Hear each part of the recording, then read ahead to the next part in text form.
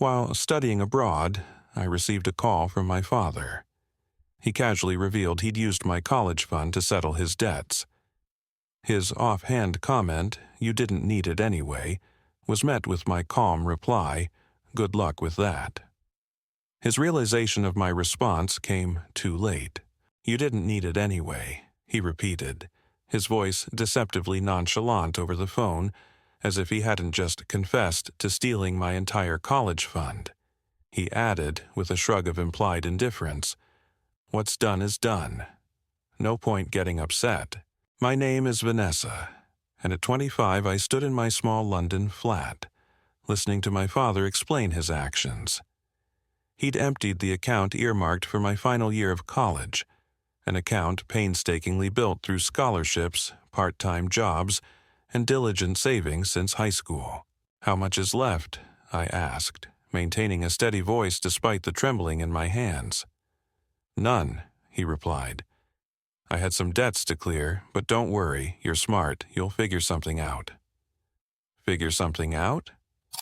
As if I had a choice, as if he hadn't just plundered 4 years of my hard work.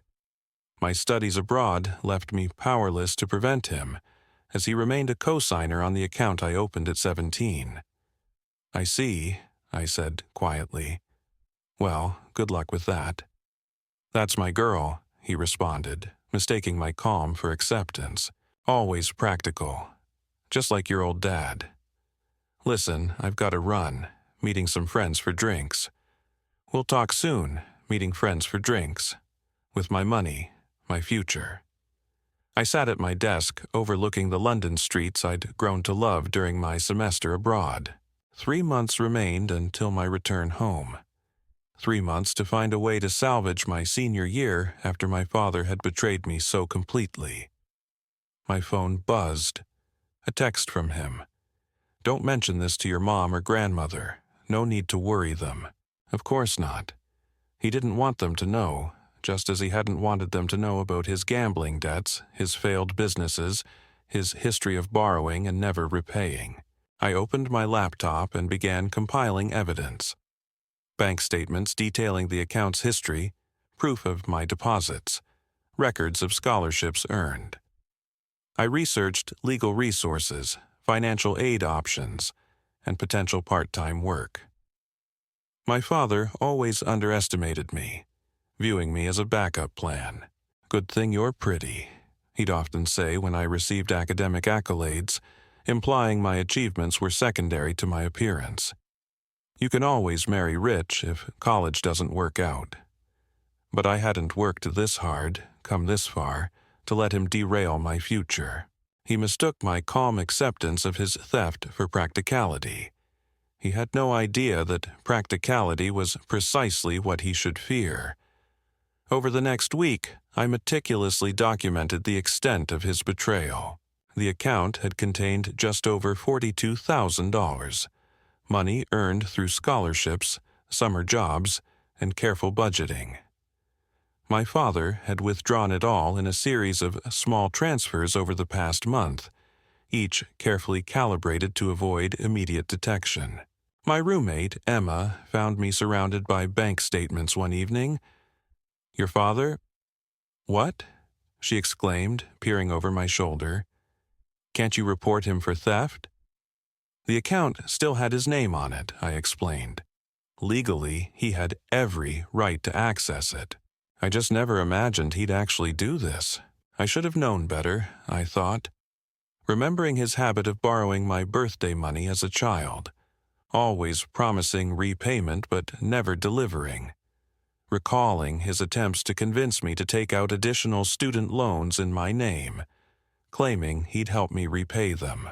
My phone continued to buzz with texts from him. "Don't stress about the money. You worry too much. Maybe this is a sign you should take a break from school. I know some guys who could get you a modeling job. Better money than that degree." Each message underscored his disregard for my education, my independence, my future. To him, I was merely a resource to exploit, a safety net for his poor choices. I began contacting my university's financial aid office, legal aid services, and my grandmother, who had always supported my academic pursuits. I didn't reveal everything yet, focusing instead on gathering information and assessing my options. My father's next call came during class. "Hey, Princess," he began. "Quick question. You wouldn't happen to have any other savings accounts, would you? Just wondering, since you're always so good with money." The casual entitlement in his voice made my blood boil, but I maintained a light tone. "Why do you ask?" "Oh, no reason. Just thinking about your future, you know, how dads are." "Thinking about my future? Like he had when he emptied my college fund?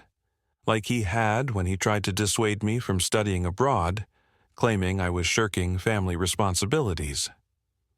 "Sorry, Dad," I said. "In class now. Talk later." I hung up and opened my laptop, adding another item to my growing list. Close any remaining accounts he might know about. Transfer everything to new accounts at a different bank. That evening, I received an email from my grandmother.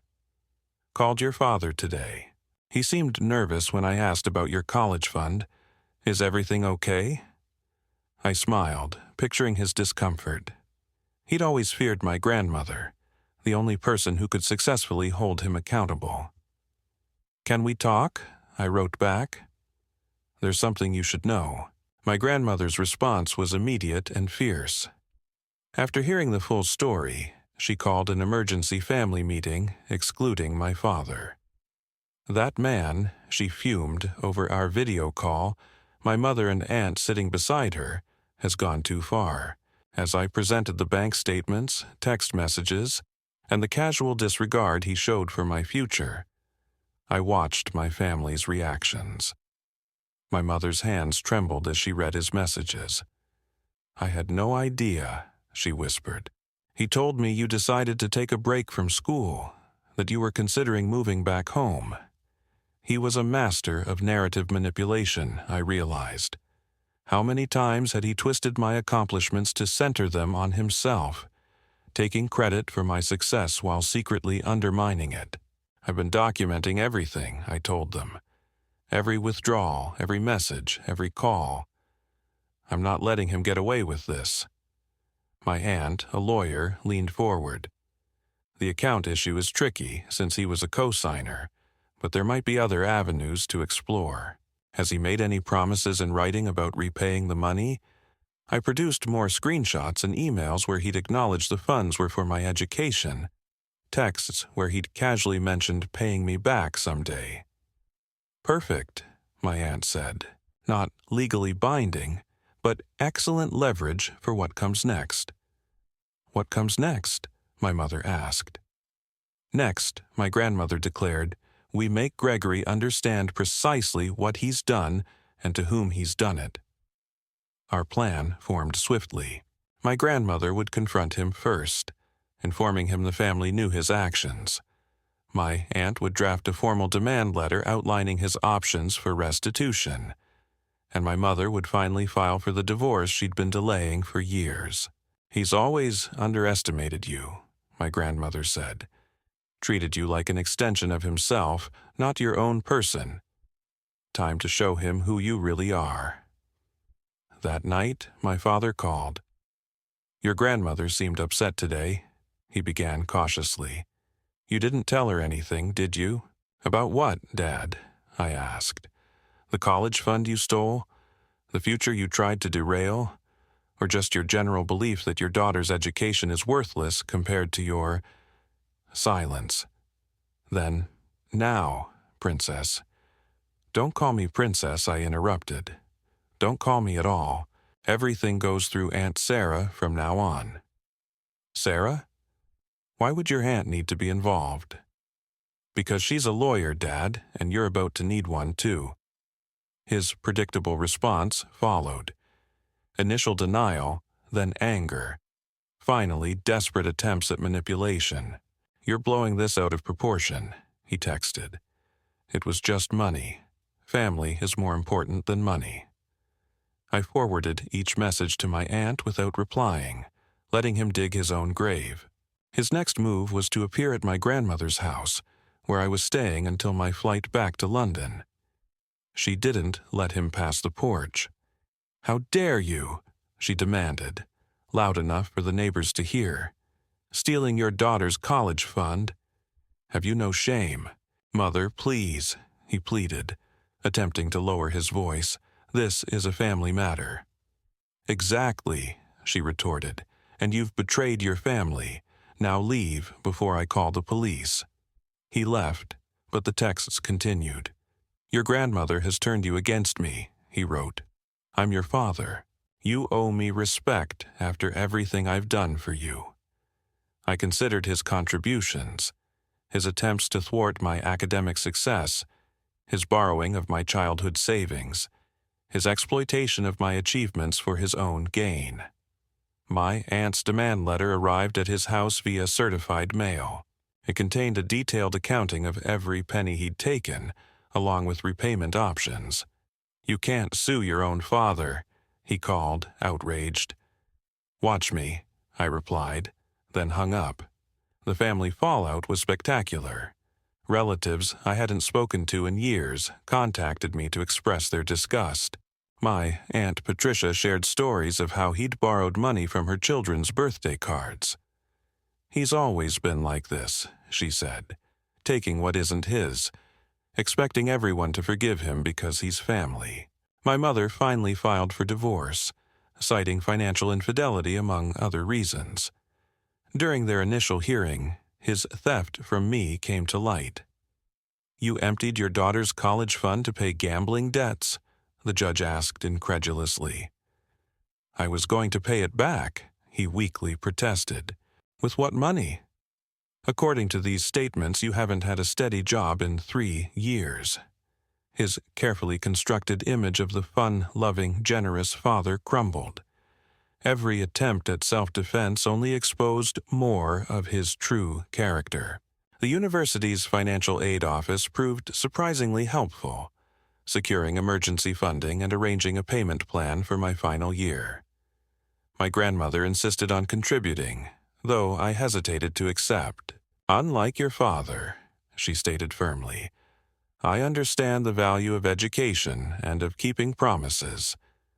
My father's response to the demand letter was a claim of poverty, insisting he couldn't repay what he'd stolen. Then my aunt uncovered his new car purchase, his vacation photos on social media, his country club membership. He wasn't broke. He was simply skilled at concealing assets, but not skilled enough. His texts grew increasingly desperate. "You're ruining my life," he wrote. "My own daughter turning against me like this. I raised you better than this." Each message revealed more of his manipulative nature, the loving father act dissolving to reveal the underlying exploiter. The final straw came when he attempted to manipulate my younger cousins. He then turned against me, telling my younger cousins I was trying to bankrupt him out of spite. However, they shared screenshots of his messages, adding to my growing collection of evidence. "Remember when Uncle Greg told us our college funds were safe with him?" my cousin Jake texted. Guess we know what that meant. My aunt helped them secure their own accounts before he could target them next. His pattern of financial abuse was finally coming to light, one family member at a time. During my mother's divorce proceedings, further revelations surfaced. He'd been secretly stashing money for years, taking out loans in her name, even attempting to remortgage their house without her knowledge. He's been treating the whole family like his personal ATM, my mother realized, and we all just kept making excuses for him. My grandmother convened another family meeting, excluding him. Relatives shared stories of unpaid loans, broken promises, and betrayed trust. Each narrative strengthened our resolve to hold him accountable. He's always relied on family loyalty to shield him from consequences, my aunt observed. Time to show him that loyalty flows both ways. The repercussions for my father cascaded. First, my mother's divorce attorney uncovered his hidden accounts, leading to a significantly larger settlement than he'd anticipated. Then, my aunt's legal pressure compelled him to agree to a repayment plan for my stolen funds, complete with interest. His carefully cultivated image as a generous, fun-loving father shattered completely when the family learned he'd been borrowing money from elderly relatives, promising investment returns that never materialized. A classic Ponzi scheme, my aunt muttered, adding these discoveries to her growing file. His text messages shifted from angry to pleading. "I'm still your father," he wrote. "We can work this out. Everyone makes mistakes. Why can't you forgive me? What will people think of you, treating your dad this way?" I reflected on all the times he'd used guilt to manipulate me, twisting every situation to portray himself as the victim. Not anymore. Through my grandmother's contacts, I secured a part-time job that allowed me to finish my degree while working. My professors, understanding my circumstances, helped me arrange a flexible schedule. Each small victory felt like a step further away from his influence. The family's support surprised me. Cousins shared their own tales of his financial manipulation. Aunts and uncles who had previously enabled his behavior now firmly opposed him. Even distant relatives reached out to offer encouragement. "Your father called," my grandmother informed me one evening. "Trying to convince you to reconsider the repayment plan, said it's destroying the family." "What did you tell him?" "That he destroyed it himself when he stole from his own daughter."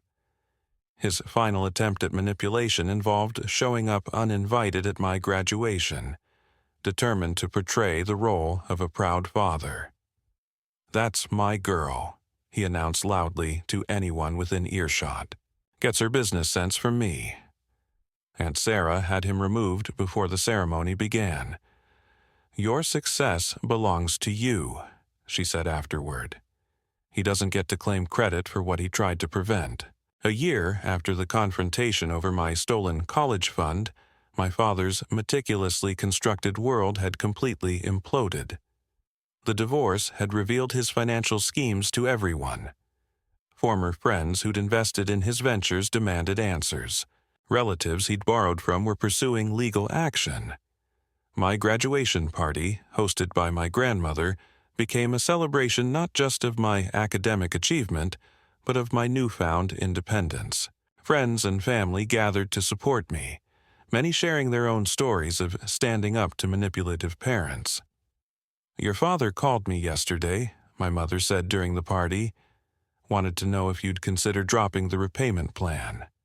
Said he's learned his lesson. Has he?" I asked, recalling his latest social media posts, still showcasing a lavish lifestyle, still pretending everything was fine. "No," she sighed. "He's learned he can't manipulate you anymore. That's not the same thing. The repayment plan my aunt had arranged was stringent. Monthly payments directly from his paycheck, no excuses accepted. He'd finally been forced to secure a legitimate job when his schemes dried up. His previous lifestyle unsustainable, now that no one would lend him money. It's not fair," he'd complained in his last email. "I'm your father. You're supposed to love me unconditionally." "Love isn't a blank check," I replied, my last direct communication with him. "And conditions are what happen when you break trust." My career was blossoming. I'd secured a position with a top firm in London, my degree and determination opening doors I'd once thought closed. Each success felt all the sweeter for being earned entirely on my own terms. My grandmother had become my strongest ally, her fierce protection a stark contrast to my father's self-serving love. "He called again," she told me over Sunday dinner. "Wanted to know if you'd gotten that job in London. Said he'd love to visit once you're settled." "To visit or to ask for money?" I asked, already knowing the answer. "Both, probably." "He's done funding his lifestyle," I replied. The family dynamics had shifted irrevocably. Relatives who had previously enabled his behavior now shared warnings about his latest schemes. My Aunt Patricia had started a family group chat specifically to track his attempts at manipulation. "He tried to convince my son to co-sign a car loan," she reported one day. "Would help build his credit," he'd said. Sound familiar? It did. He'd employed the same tactic with me at 18, attempting to burden me with debt before I even started college. My grandmother had intervened then, intercepting the paperwork and warning me about predatory practices, including those from family members. Now, watching his world contract as mine expanded, I felt not triumph, but validation. Each payment he made, compelled by legal pressure rather than paternal responsibility, confirmed what I'd always known. He was capable of doing right. He just never believed he had to. My success had become a form of protection. The more I achieved, the less power he wielded over my future. The degree he'd tried to derail now hung on my wall, each accomplishment a testament to his biggest mistake, underestimating my resolve. My return to London marked a new chapter. The firm offered me not just a job, but a future I'd built despite his attempts to sabotage it. My small city flat, a symbol of independence, paid for with my own money, and decorated to my own taste, was free from any influence he might try to exert. His attempts to reconnect became increasingly transparent. First came the birthday card, his first in years, with a carefully crafted message about how proud he was of my achievements. "Did you see how he signed it?" my mother asked over the phone. "Love, Dad, your biggest supporter." The audacity of that man. Then came the social media posts, tagging me in old family photos with captions about how he'd always encouraged my dreams. Each post was meticulously crafted to portray him as the devoted father who'd sacrificed everything for his daughter's success. Aunt Sarah helped me draft a cease and desist letter when the posts escalated to claims about his investment in my education. "He's trying to rewrite history," she explained. "Make sure there's a paper trail proving otherwise." His response was predictable. More manipulation, more appeals to family loyalty, more hints of financial hardship. But his words no longer held the power to wound me. Through family gossip, I learned about his latest schemes. He'd started telling people he had connections in London, suggesting he could help their children find opportunities abroad. Each attempt to profit from my success backfired when they contacted me to verify his claims.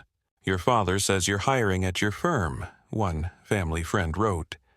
He offered to put in a good word for my daughter, for a small consulting fee, of course, I wrote back, explaining that my father had no connection to my firm, no influence over hiring, and no right to charge fees for false promises. Each response felt like another brick in the wall between his lies and my truth. My grandmother visited me in London, her first trip abroad at 70. Seeing my life through her eyes, the career I'd built, the home I'd made, the future I'd secured, brought everything full circle. "You know what makes me proudest?" she said over dinner at my favorite pub. "Not just what you've achieved, but how you achieved it. You didn't let him make you bitter, you just got stronger." That evening, I received another text from him. "Heard Mom's visiting your flat. Must be cramped. I know some great hotels if you need help with the expense."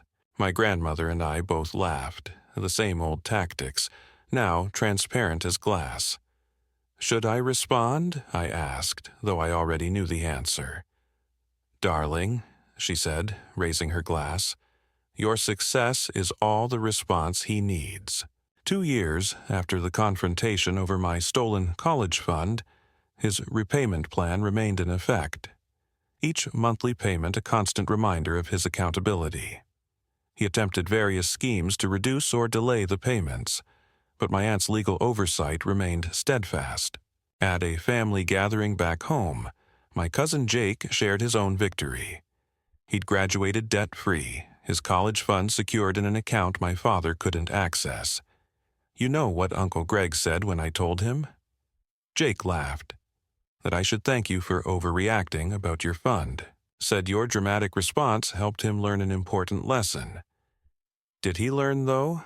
I asked, considering his latest attempts to convince relatives to invest in his new business venture.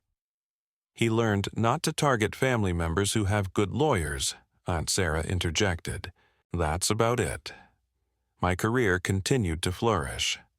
The firm promoted me to a senior position, my reputation built on the same attention to detail and determination that had helped me overcome my father's betrayal. His Christmas card arrived at my London flat, thick with forced cheerfulness and hints of financial hardship. Inside, he'd written, "Still paying for one mistake. When will you let it go?" I pinned it to my bulletin board next to my degree and latest promotion letter. Reminders that his one mistake had failed to define my future. His signature at the bottom, once a symbol of paternal authority, now looked exactly what it was. The mark of a man who'd bet against his daughter's strength and lost. At my firm's annual charity gala, I was asked to speak about persistence and overcoming obstacles. I didn't mention my father directly, but I talked about the moment I learned my college fund was gone. Not as a story of betrayal, but as a lesson in self-reliance. Sometimes, I told the audience, the people who should support you become the obstacles you need to overcome. Their underestimation becomes your motivation. My father had learned that lesson too, although far too late. The speech was shared online, someone posting it in the family group chat. A chat from which he was excluded. His reaction came via my grandmother. He was still furious, claiming I was using my misfortune to seek attention. "No," my grandmother had replied. "She's using her strength to help others." There's a difference. The final payment from my father arrived on a Tuesday, the last installment of the money he'd stolen. Attached was a note. "Now, can we be family again?" I filed the receipt with all the other documentation, the bank statements, the demanding texts, the social media posts where he attempted to rewrite history. I kept them not because I needed them as evidence anymore, but as a reminder of how far I'd come. My mother, now happily remarried, summarized it best. He thought taking your money would keep you dependent on him. Instead, it set you free. She was right. Every attempt he made to restrain me had propelled me forward. His greatest punishment wasn't the repayment plan or the family's disapproval. It was watching me thrive independently, beyond his reach, despite him.